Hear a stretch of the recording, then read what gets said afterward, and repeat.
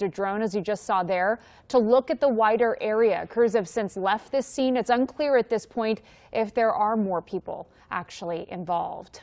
In Richland, police say they took an 18-year-old into custody wanted for robbery and unlawful imprisonment this afternoon. It created quite the scene of police vehicles this afternoon. Officers say they saw the suspect go into a building. This is on the 300 block of Bradley Boulevard, but he refused to come out. Police say he tried to hide in the attic crawl space and fell through the ceiling, causing significant damage. Officers turned the suspect over to the Pasco Police Department as this investigation continues. Let's now take a live look at the New America Veterans Arena in Spokane, and that is where high school basketball teams from across the state are vying to become state champions. Thanks for being here at 4 o'clock. I'm Morgan Ashley. Corey Howard is on assignment tonight. He is leading our crew at the Spokane Arena, covering all things State B tournament as the 3-day competition does kick off. Let's bring Corey in now. Corey, how's it been going down there today? Morgan, it's one of my favorite assignments to do this year. Every March, come down here to the Spokane Arena and watch some great basketball, meet some great people. You know, there's a competitive spirit in the building, of course, on the courts as well. We've got Okanagan and Mount Vernon Christian here on the boys' side behind me, Cross Point Christian and Liberty Christian on the girls' side over there. I think it's the 4th game of the day. I don't know. We've been watching a lot of basketball today. But as I said, competitive spirit, but we say this every year. And we say it because it's true. There's also a sense of camaraderie. There's also even a sense of love today, a sense of small towns coming together in support of not just their teams, but this year also in support of an entire community. Of course, it was just last week that Colfax coach Reese Jenkins passed away after being diagnosed with pancreatic cancer back in December.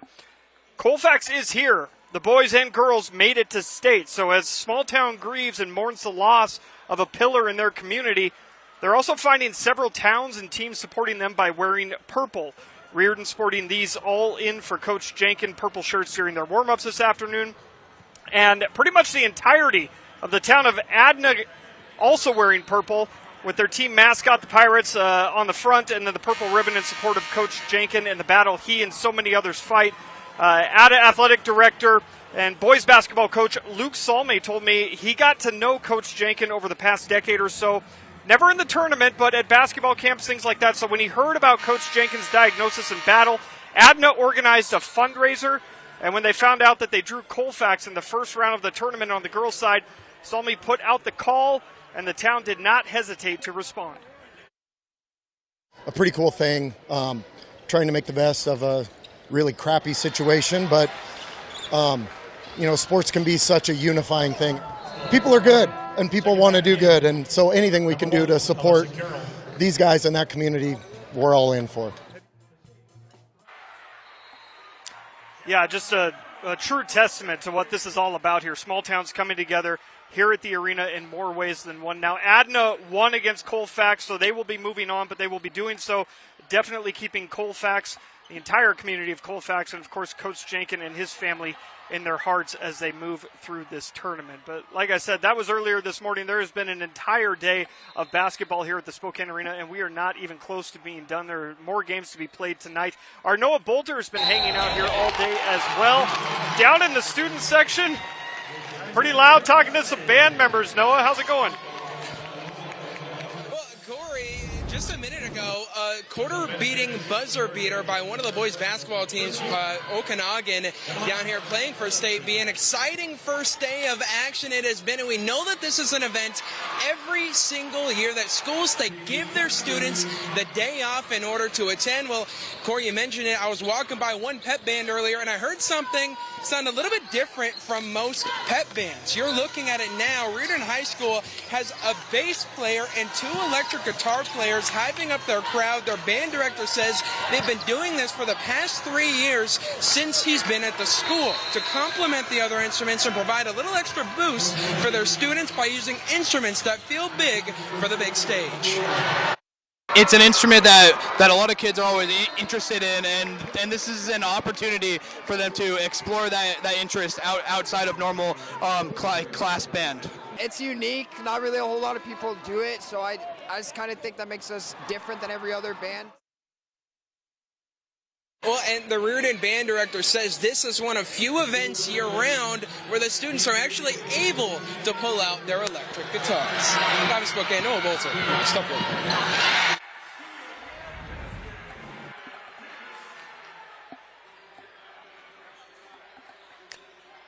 Fun times, Noah. Fun times all day here at the Spokane Arena. And again, this is just day one, so a lot more to come over the next couple of days. And feel so honored, feel so privileged to get to be here for it all while Morgan and Leslie are holding down the fort back there in the studio. Hey, guys. Okay, Hi, so Corey. we need to know what kind of food you've been checking out, because Yeah. isn't that part of this selection here is getting some food from the concessions? It is so funny you guys asked that because today, for no reason in particular, I decided to do a 24-hour fast. What? So I've is had wrong nothing with to you? eat today. Why would you time this I way? don't know. Okay. Corey, I don't know. no coffee, I just and now decided 24 and I hours said no I was going to do food. it. Wait, so have you not, when was the last time Nope. you ate? Last night about 8 o'clock. You're not hangry yet? I don't. Not yet. I don't know. Maybe I've hit that area where they're like, hey, you're good now. I don't know. But Okay. I've been drinking nothing but tea and water all day. So. Good for you, Corey. So impressed with yeah, you I am right very now. impressed with this, but I would have a really hard time with I that. would be hangry by now. I would have been hangry 8 hours ago. 100%. 10 hours ago, I'd have been, hey, let's get real. This is true. I just can't think. I have too much brain fog. But good for Yeah. Corey, and we'll check back in with him in a little He bit. stopped drinking coffee. Now he's fasting for 24 hours. Okay, A he's health making us all dream. look bad. You're making us look bad. He's in the right spot, though, right now, watching basketball. I almost said Yeah. football, but watching basketball inside because it's been raining all day. I know. Yeah. So messy conditions out there today. This is a look first at our mountain locations. And really, we're seeing that wetter, heavier snow. Snow level is currently above that 4,700 foot mark. So as we head into the overnight hours, temperatures continue to drop. There are going to be some slushy and some icy spots up on those mountains. Current conditions over Spokane. There's a look at the arena right now. Temperatures are sitting in the mid 40s for Spokane. We're at 43 degrees in Coeur d'Alene, low into the 40s for Pullman, and near 50-degree temperatures into Chihuahua. Wind speeds anywhere from 5 to 15 miles per hour. So again, nothing significant. A little bit inconvenient from time to time, and that band of showers right over the top of us. I took a little drive up Division earlier today, had an errand to run, and the rain was coming down pretty good. Standing water on area roadways, so we'll be mindful of that. And what you can see as we get you into the overnights, that band really starts to shift off to the south into the east of us. There will continue to be some lingering mountain snow, specifically down across the foothills of the Blue Mountains and over towards parts of central Idaho. Winter weather advisories, those remain in place. They will cancel here early on tomorrow for the Cascades. Like I said, hanging on a little bit longer for areas to the south and over to the east of us. As far as overnight lows go, we'll be right there above freezing in Spokane at 33, 36 degrees overnight tonight in Coeur d'Alene. We've got mid 30s in Pullman. We hop up into the 40s for Lewiston over towards the Tri-Cities, mid to upper 30s from the Yakima Valley up into the Cascade Valleys. All right, when I see you back here in just a few minutes, we're going to full look at that 7-day forecast and get you into the weekend because, yeah, it's already Wednesday, Morgan. Halfway through the week. Here we go. All right. Well, a crime tracker alert for you here. Spokane Valley detectives have charged a man after an early morning shooting that sent another man to the hospital with life-threatening injuries. This comes on East Cowley Avenue in the Valley, and deputies say the victim and suspect did know each other. There was some type of argument that escalated before the shooting. Detectives also found a dog that had been shot and killed. 30-year-old Tyler Peterson was booked into the Spokane County Jail on first-degree assault and animal cruelty in the first degree. The investigation is still active. Why would anybody not want voter ID? One reason, because they want to cheat. There's only one reason. Well, President Donald Trump urged Congress to pass the Save America Act in his State of the Union address last week. The bill would require citizens to show documents like a birth certificate or passport in person, along with photo ID, when registering to vote or making changes to their registration. Republicans say it's necessary to ensure only citizens vote. However, there's no evidence of widespread voter fraud. Democrats say it only makes it more difficult to vote in a system that's already secure. Over the last 15 years in Benton County, Auditor Brenda Chilton says of the handful of ballots that they review each year, only one was related to citizenship.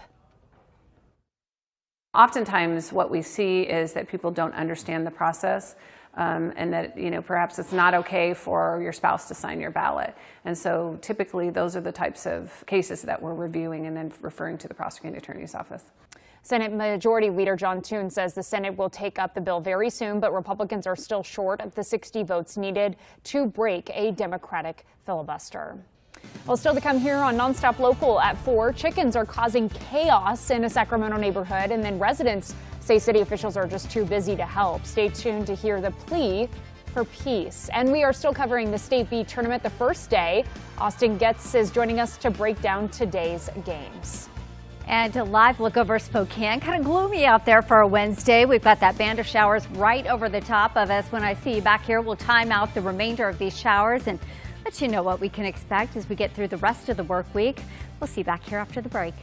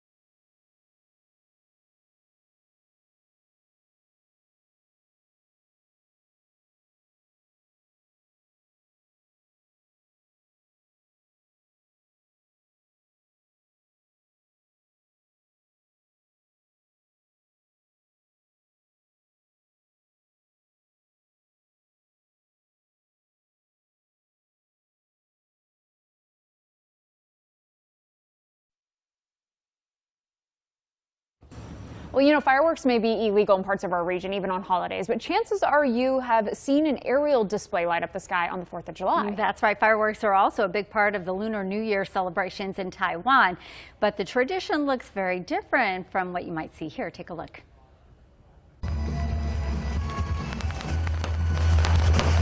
This is awesome. You're watching video from Yashui Beehive Festival. I don't know if I said that right. Yan Shui Beehive Festival. Thousands of fireworks fly into crowds of attendees who wear helmets and fire retardant clothing for safety, which is probably a good idea. Geez. Okay, this is a century-old religious tradition. Festival goers hope and believe that the fiery shower will chase away bad luck and launch a lucky year ahead.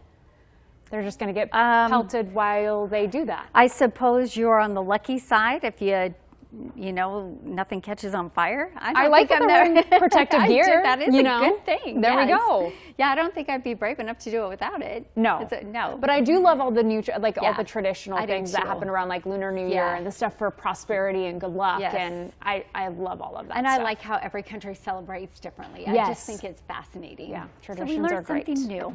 There we go. Well, I'll try to teach you something new, but probably nothing that you didn't already know with all the rain and the forecast out there throughout the day today. Here's a live look from the Yakima Valley to the Tri-Cities into Spokane. Again, it's been kind of a soggy Wednesday for sure. We are seeing clearing skies out towards the Yakima Valley, clearing skies out towards the Tri-Cities, but we are still in it here in Spokane. That wide band of showers right over the top of us, extending into parts of eastern Oregon. We're also seeing some snowfall in those higher elevations. Mind you, snow levels are up above 4,500 feet at this point, so it's going to be in those highest mountain areas there across the mountain passes. We just saw Snoqualmie Pass and Stevens Pass has got more rain than anything else. As we head into the overnight hours, temperatures drop, slush and ice on area roadways, and we'll likely see some icy spots on our roadways as well, because overnight lows are set to fall into the low into the 30s around Colville. We're going to teeter just above that freezing mark here in Spokane. So again, watch heavily shaded areas, hilly areas, on ramps, off ramps, and bridges. They can always be a little bit tricky when we're seeing a forecast like this. 36 degrees in Coeur d'Alene, mid to upper 30s around Pullman. We hop into the 40s for Lewiston, and then we've got mid to upper 30s from Omak down into Wenatchee, Tri-Cities, seeing those overnight lows tonight at 40 degrees. So that tops off the lowdown for tomorrow. Gradual clearing will slowly start to clear things out as we head into tomorrow afternoon. Temperatures above our averages for this time of the year, and then we've got more unsettled weather on the way as we head towards the weekend. So let's start with this. Our futurecast as we head overnight tonight into tomorrow. And again, that wide band of showers over the top of us. Still looking for the potential of some isolated thunderstorm activity out there. Not seeing anything as of right now, but again, we'll keep an eye on it. This is at midnight tonight. Widest band is now pushed towards central Idaho, up towards western Montana. We've still got some snowfall there in the higher elevations for the northeast mountains of Oregon. 7 o'clock tomorrow morning, kind of the same story. So we do slowly start to clear things out. We'll start out under cloudy skies, and then as this cold front starts to make its way our direction, that's when we'll start to see some of those clouds break up there. Spotty snow showers do continue for the mountain locations. Temperature is going to be, like I said, above our averages. So we'll hover in the mid to upper 40s from Priest River, Bayview over towards Spokane with a daytime high of 49 tomorrow, 48 in Rosalia and Cheney checking in at 49 degrees. 54 degrees tomorrow in Omak. We've got mid to upper 40s for the panhandle of Idaho, lower into the 50s for Colville and for Tooele. And then as we push over again towards the Cascade Valleys into the upper Columbia Basin, mid 50s. Chelan tomorrow, 55 in Moses Lake, low into the 50s for Davenport and for Ritzville. And then in towards Montana, we've got mid to upper 40s all the way from Kalispell down through the Silver Valley. We'll hop back into the mid 40s. Towards Pullman, low into the 50s for Lewiston. On the cooler side for my friends in Grangeville, checking in at 39 degrees. So big picture here, 7-day forecast. You can see, again, we've got those daytime highs that are going to teeter into the 50s as we get you into the weekend. Don't forget, we spring forward on Sunday, so we get that extra hour of daylight as we get you into this next week. That will be nice. And then those daytime highs popping into the 60s for our friends in the Tri-Cities. And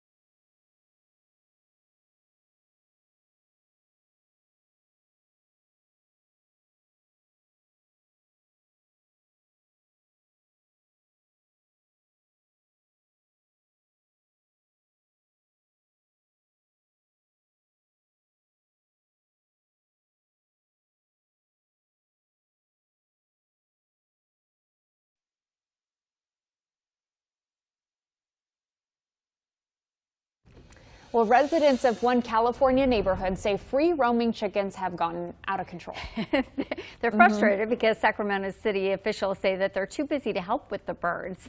Neighbors estimate that there are at least 100 chickens in the area, and their presence is hard to ignore. The chickens are not only visible, but also audible, with roosters often crowing early in the morning and waking up the neighbors. It's annoying. It is. It is. They start up, probably around 2:30 every morning, and they just go all the time. It's nonstop.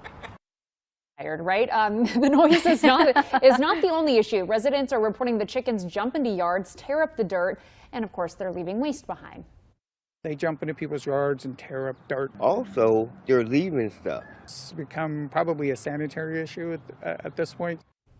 Yeah, nobody wants that in their yard, right? It remains a mystery how the chickens swarm the neighborhood. Neighbors don't know if they began as pets and escaped, if they were intentionally released, or exactly how or when they ended up there. Yeah, so Sacramento city officials say they cannot address free roaming chickens. In a statement from the city provided to the local NBC affiliate, they said, quote, there is substantial time involved to catch or trap chickens, and although we wish we could assist, triaging higher priority calls does not make this possible at this time, given our current staffing levels, end quote. So for now, it appears the chickens will continue to take over the neighborhood. That would be frustrating. Like, what do you do? What do you do? What do you do? The chickens are there. Nobody can help.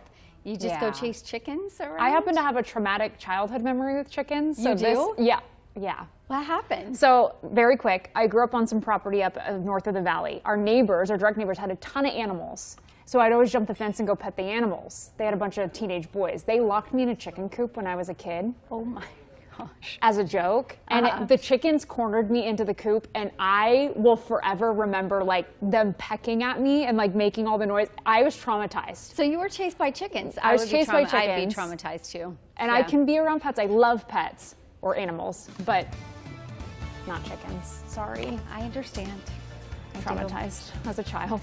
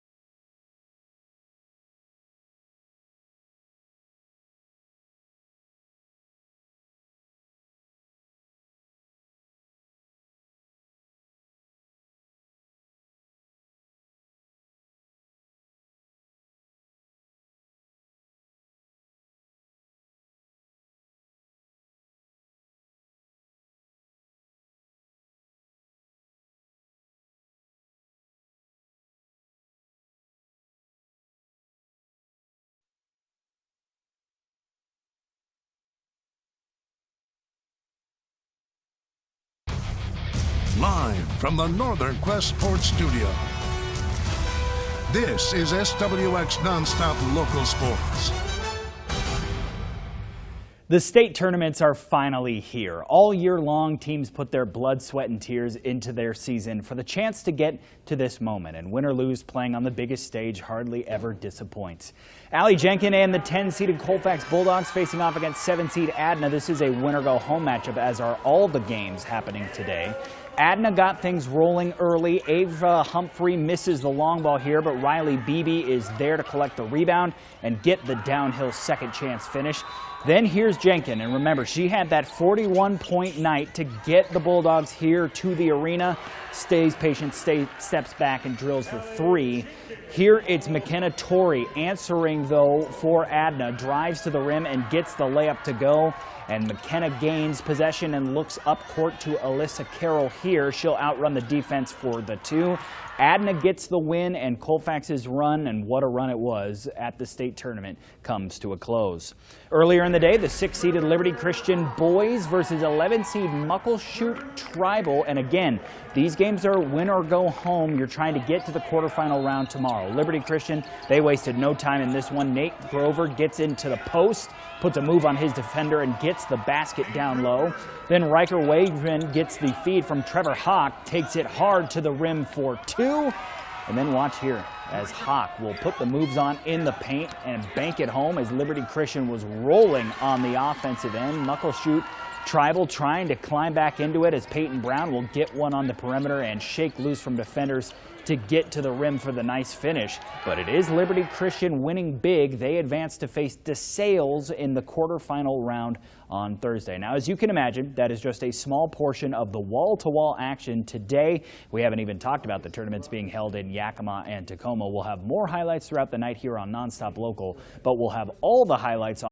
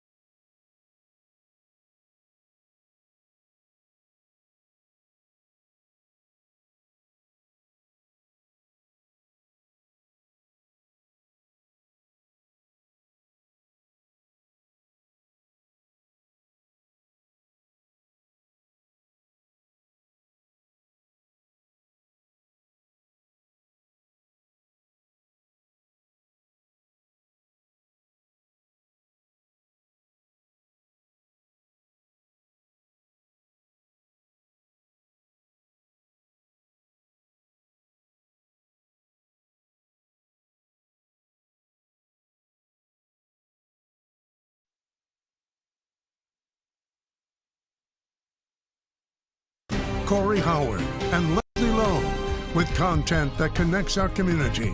You're watching NonStop Local KHQ at 4:30.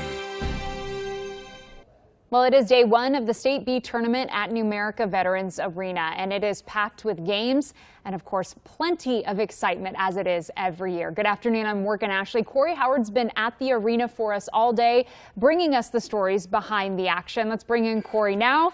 He joins us live at Spokane Arena and is on a fast right now. Are you hangry yet? I have to check in. I'm so interested in this.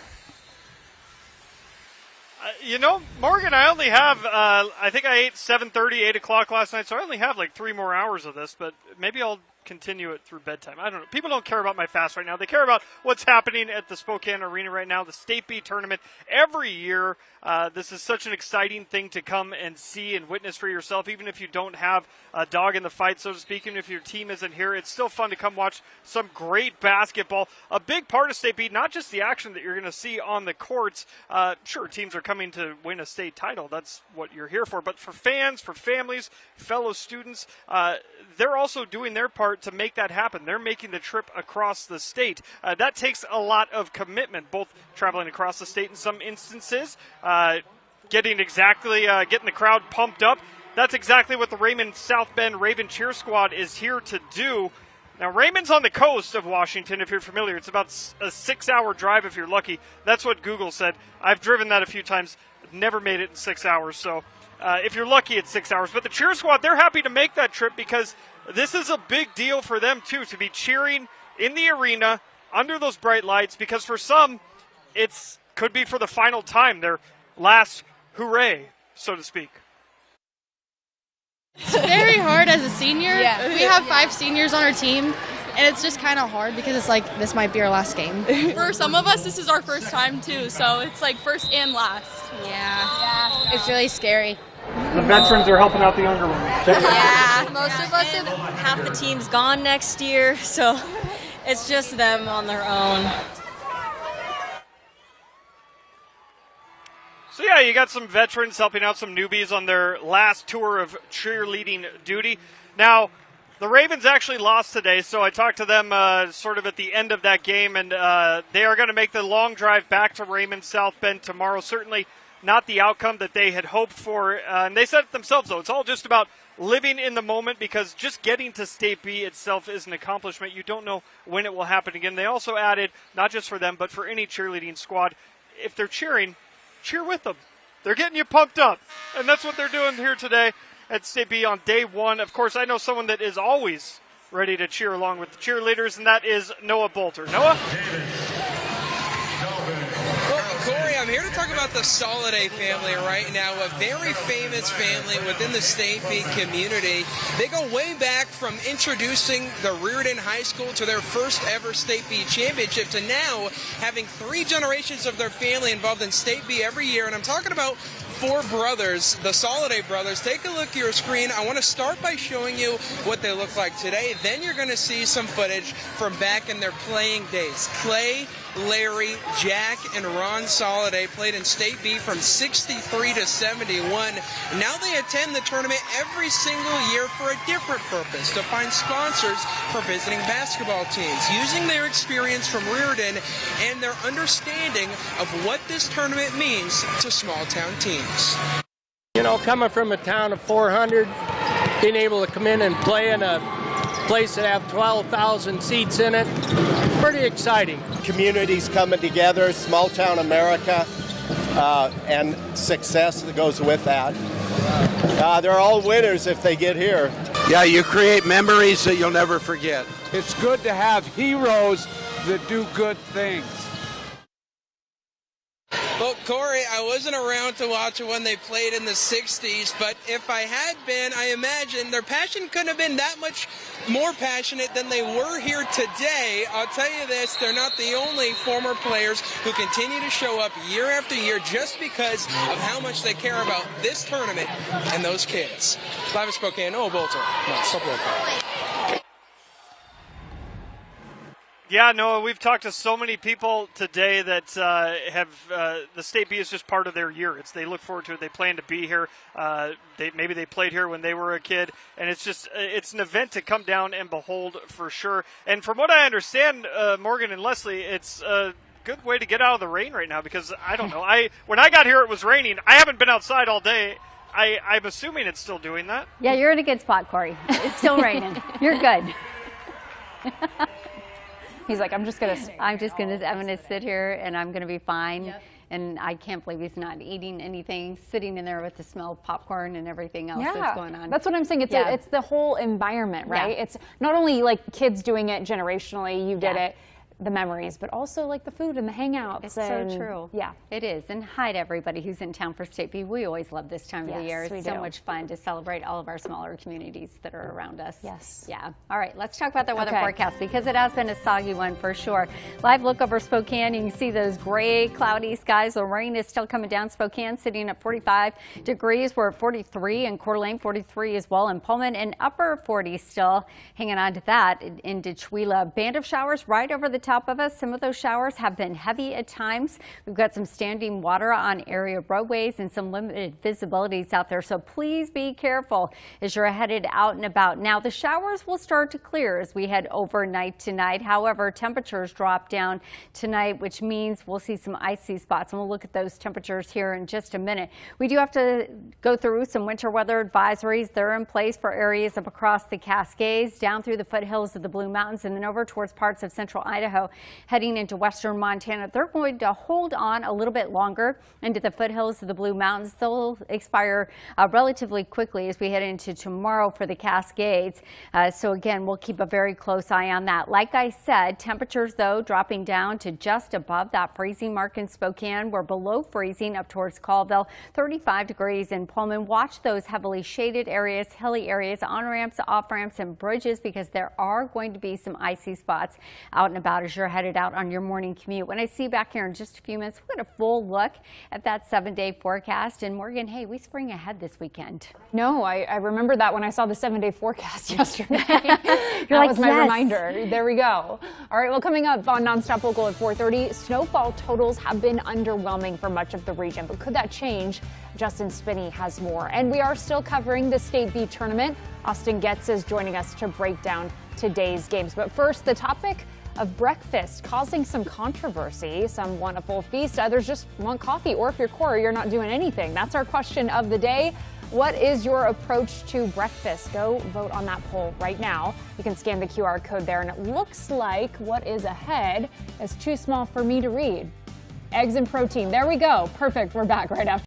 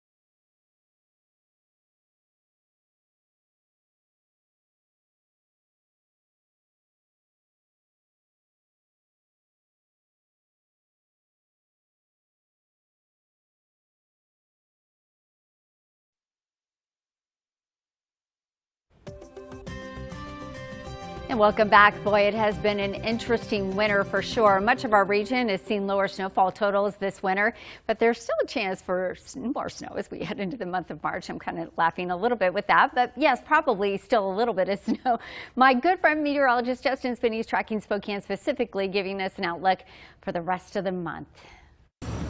Snowfall totals so far this winter have certainly been underwhelming. Just take a look back at our winter months in Spokane. Closest we got to a double-digit month of snowfall, January at 9.6 inches, 7 inches of that coming in just a matter of about 4 hours. So we haven't had a lot of snow, and snow certainly hasn't been sticking around once it actually has been falling, which hasn't been very often. But it begs the question, could we see more snow as we head into the month of March? Historical data says certainly a strong possibility. The average last day of snow in Spokane is all the way out to March 28th, the latest that we have ever seen snow, May 21st. There have only been a few years where we haven't had any sort of snowfall in March, with data going all the way back to the 1880s. So it's much more common to see snow in March than it isn't. We'll see if that's the case for this year. The average March snowfall, 3.6 inches. Last year we didn't have very much, 0.4 inches. We actually had better snowfall totals the 2 years prior to that, back to 2024 and 2023. But the Climate Prediction Center is telling us there still could be some hope for us this year. We haven't had any snowfall in March yet.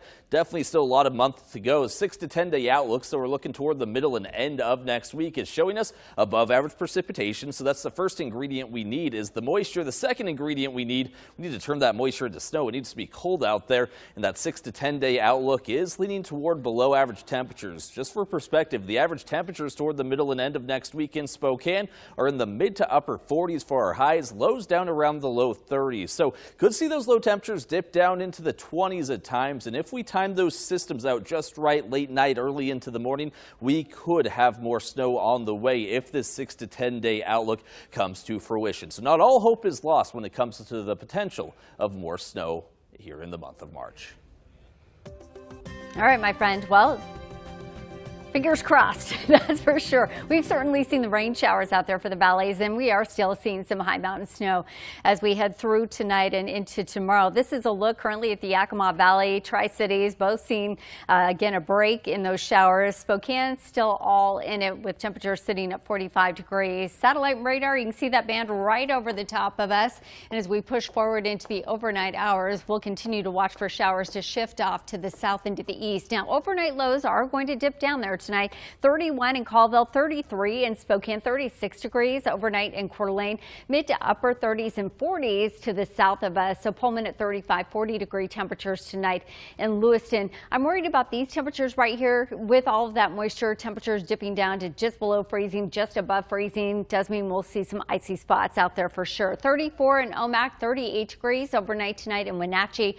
And then we've got 40 degree temperatures expected in the Tri-Cities. That tops off the lowdown. Snow levels above 4,700 feet. Currently do have some winter weather advisories for parts of the Cascades, also for areas across the foothills of the Blue Mountains and over towards parts of central Idaho as well. We've got gradual clearing into the day tomorrow. Temperatures above our averages. We've got more unsettled weather on the way as we get you into the weekend. So on our future cast, we'll put this in motion. This is at 5 o'clock tonight. System again starting to shift off to the south into the east of us. You can still see areas shaded in blue would indicate snowfall to us. So central Idaho pushing up towards the Panhandle, over towards western Montana. A little bit of activity still lingering for areas in the northeast mountains of Oregon, and a bit of activity here up across the Cascades. Still that time where you've got to watch out for winter type driving conditions on those mountain passes for sure. With the wetter roadways out there, temperatures again dropping for the mountains. Watch for icy spots tonight and tomorrow morning. So you can see by tomorrow afternoon, we do have the clearing skies for most areas, especially central Washington. Back towards Spokane, temperatures are going to hover above our averages for this time of the year. In fact, we'll see daytime highs upper 40s and 50s. From Coeur d'Alene back into Spokane at 50, 44 in Bayview, and 48 degrees are high tomorrow in Rosalia. Northern Mountains 54 in Omak. We've got upper 40s around Bonners Ferry. We dip down into the mid 40s for Sandpoint, low into the 50s for Colville and for Chewela. Cascade Valleys tomorrow. Chelan checking in mid 50s. We've got mid 50s from Grand Coulee into Moses Lake, and then just slightly cooler over towards Britsville up towards Highway 2, where we'll see those daytime highs hover right there in the low end of the 50s. My friends over in Montana, 48 degrees in Eureka. Silver Valley tomorrow, 45 degrees, and then we'll be mid to upper 40s for the Palouse. We do hop into the upper 40s and 50s to the south in Lewiston and Orofino. Still on the cooler side down towards Grangeville with those highs tomorrow in the upper 30s. So for the weekend, as we do spring forward, you can see daytime highs low into the 50s on Saturday. We've got more showers in the forecast as we head into the day on Sunday with daytime highs at 56 degrees. We'll see you back here right after the break.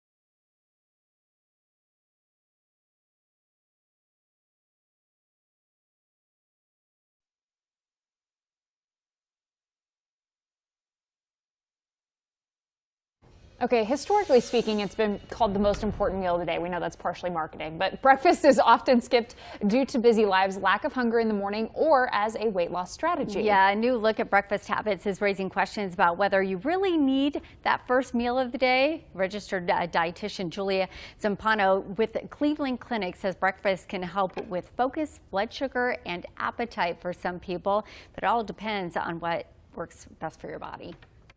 It comes down to personal preference and what works best for your body. Those people who chronically skip breakfast or just don't feel hungry in the morning have likely been that way their whole lives.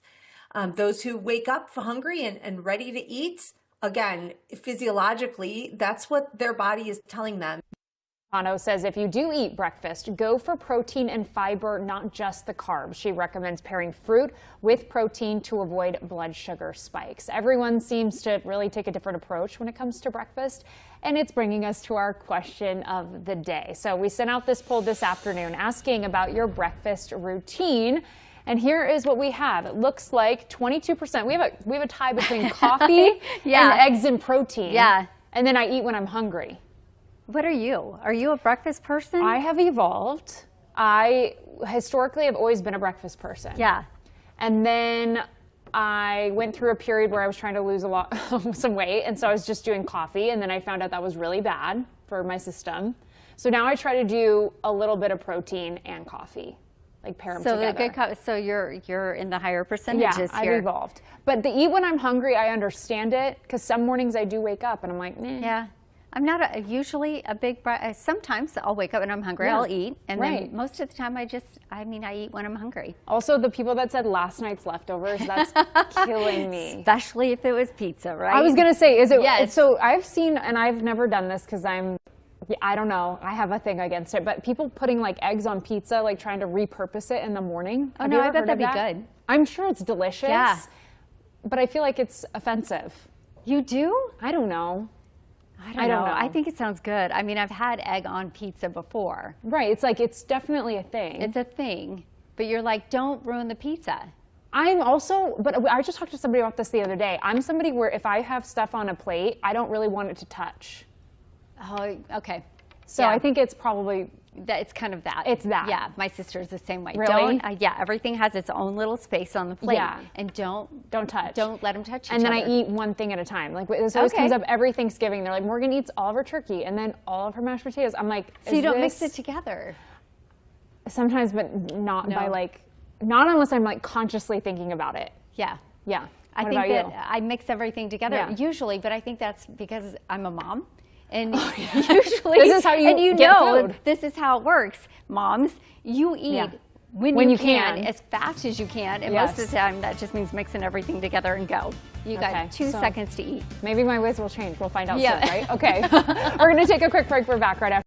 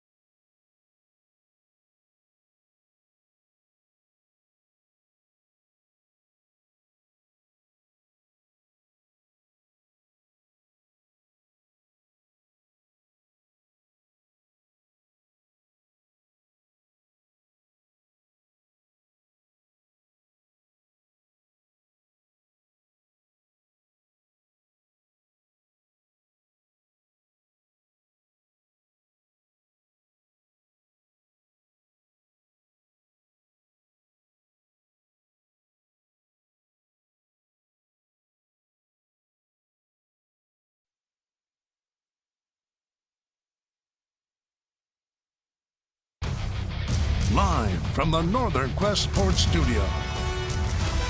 This is SWX NonStop Local Sports. The action continues across the state for the WIAA basketball tournament. Games past the halfway point for this first day of the 4-day sprint in Tacoma, Yakima, and here in Spokane.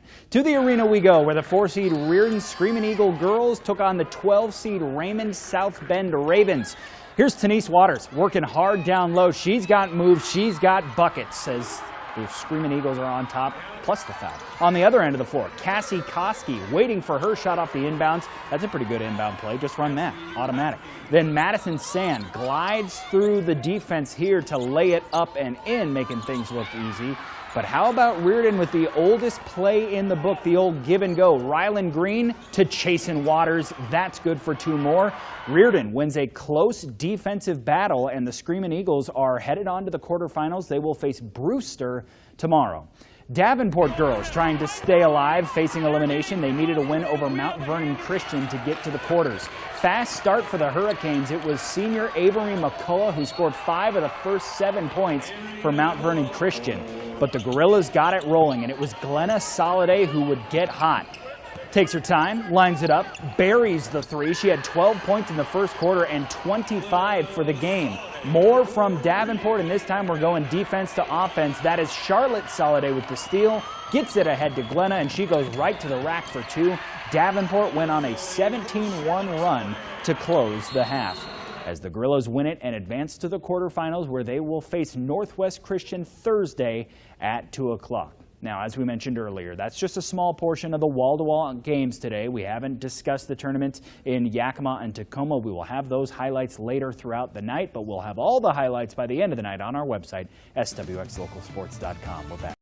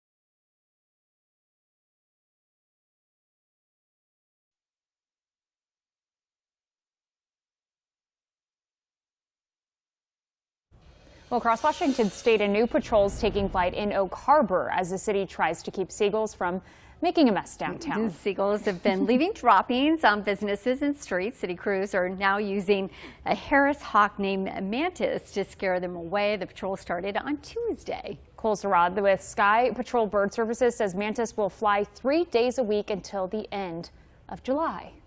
Gotta clean up the messes. There's their solution. There we right? go. We needed a solution at the beginning of the show with the chickens. Now we got that. Yeah, we got that one. Right. NonStop Local at 5 right after this.